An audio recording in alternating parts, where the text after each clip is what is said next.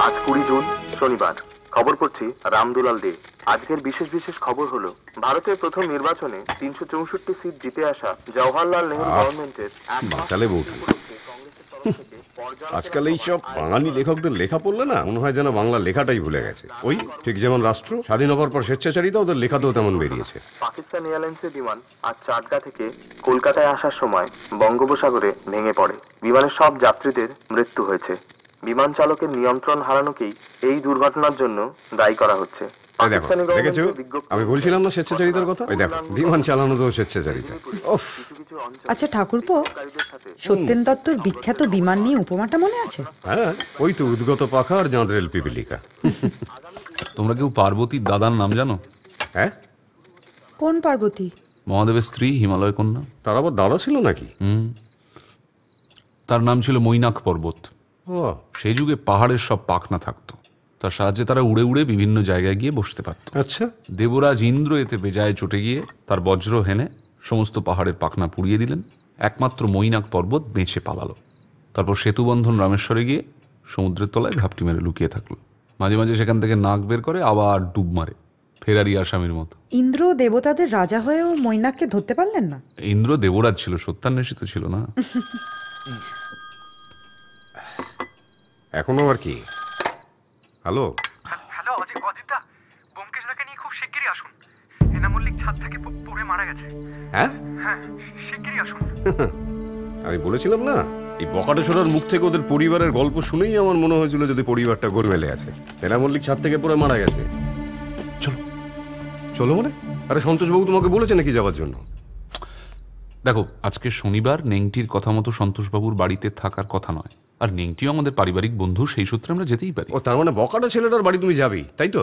অবশ্যই যাবো, তুমিও যাবে। হ্যাঁ, সত্য আসছি। শুনলে বউঠান, ওই বকাটা ছোড়াটা নাকি ওর পারিবারিক বন্ধু, বুঝে দেখো। আরে ধের স্যার। হ্যাঁ, সই এখানে। হ্যাঁ। বাড়ি মেরামত হচ্ছে?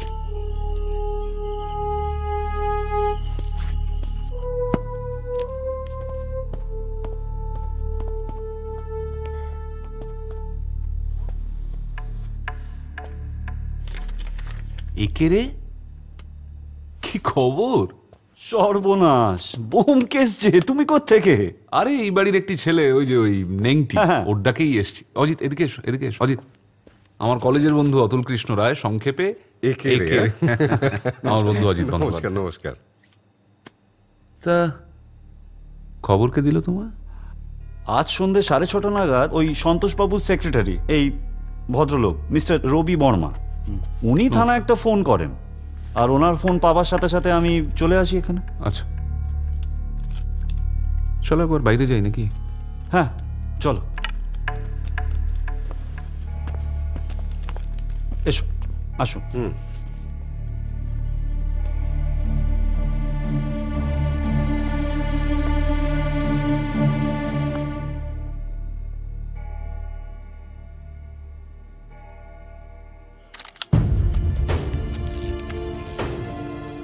এই দিকগুলো একটু ভালো করে তল্লাশি করো। বাড়িতে মেরামতির কাজ চলছে, দুদিকে ভাড়া বাঁধা, কিন্তু এদিকটা নেই। কি বুঝছেন ডাক্তারবাবু? উঁচু থেকে পড়ে ঘাড়ের কষেরও ভেঙে মৃত্যু। সময় আন্দাজ তাও? আনুমানিক ওই 2.5 ঘন্টা আগে। 2.5 ঘন্টা মানে ওই 6:30 নাগাদ। এনা প্রত্যেক দিন বিকেলে ছাদে যেত, আমার মনে হয় আজকেও গিয়েছিল। আর তারপর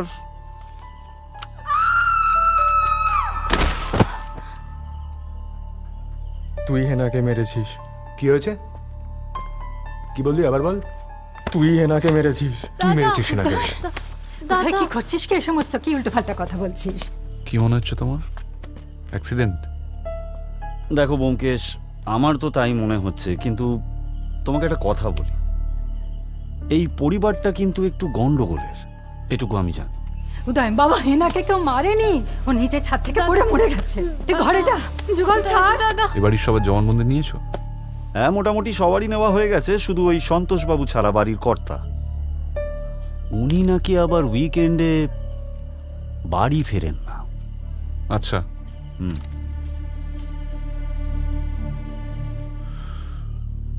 চলো ভেতরে যাই।